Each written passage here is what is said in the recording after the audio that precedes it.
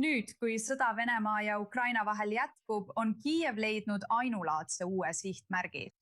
Wildberries. See on Venemaa suurim beebimüüja, mis on sisuliselt Venemaa oma Amazoni versioon. Alates 18. juulist on Ukraina väed korduvalt rünnanud droonidega peaaegu 20 selle e-kaubanduse hiiglase ladu, väites, et need on logistikakeskused, mis toetavad Venemaa sõjaväge. Ja need rünnakud on Venemaalt tohutut tähelepanu pälvinud, sest Wildberries on selline ettevõte, kus tavalised venelased tellivad iga päev. Nii et selle ründamine saadab selge sõnumi. Sõda ei piirdu enam ainult rindega. Ja ükski osa Venemaa igapäevaelust ei ole puutumatu.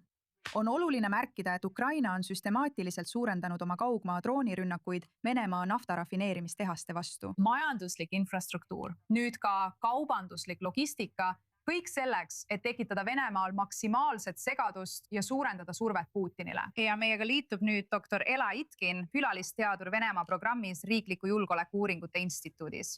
Ela, mis on strateegiline loogika sellise sihtmärgi nagu Wildberries ründamise taga? Tere õhtust, aitäh Natasha. Nagu sa ütlesid, on Wildberries riigi suurim veebimüüja ning seotud nii Kremli kui ka sõjapingutustega. Rünnakud Wildberriesi vastu võib mõista kui osa laiemast kampaaniast, mis sihib sõjaga seotud taristut.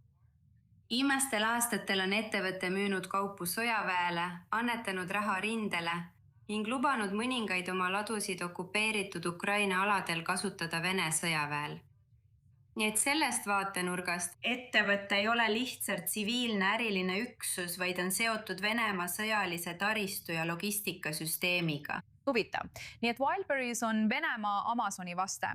Me teame, et miljonid tavalised venelased kasutavad seda iga päev. Selle ründamine on teadlik katse tuua sõda inimeste elutubadesse. Võib öelda, et Moskva elanikud on suuresti konfliktist isoleeritud olnud. Kui tõhus strateegia tegelikult on Vene avaliku arvamuse muutmisel või arvad sa, et see lihtsalt õhutab natsionalistlikke tundeid ja koondab inimesi Putini taha? No, autoritaarses riigis on alati raske avalikku arvamust hinnata. Rünnakul on oluline poliitiline ja majanduslik tähendus.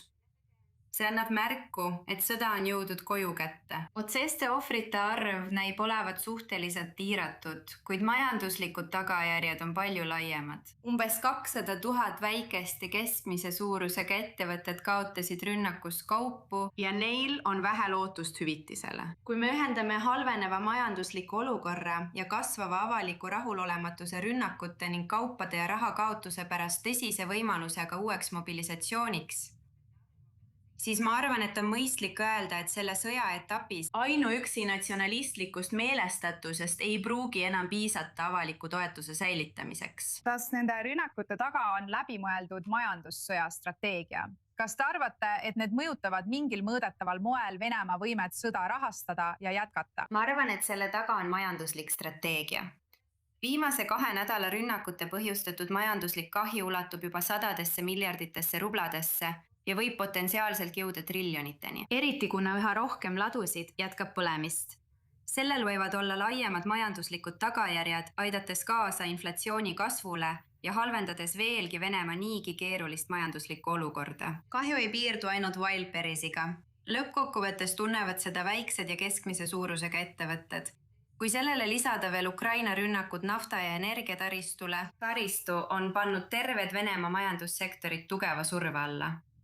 Aitäh, doktor Ela Itkin, et meiega liitusite. Väga huvitav oli teie arvamust kuulda. Aitäh, head tööd.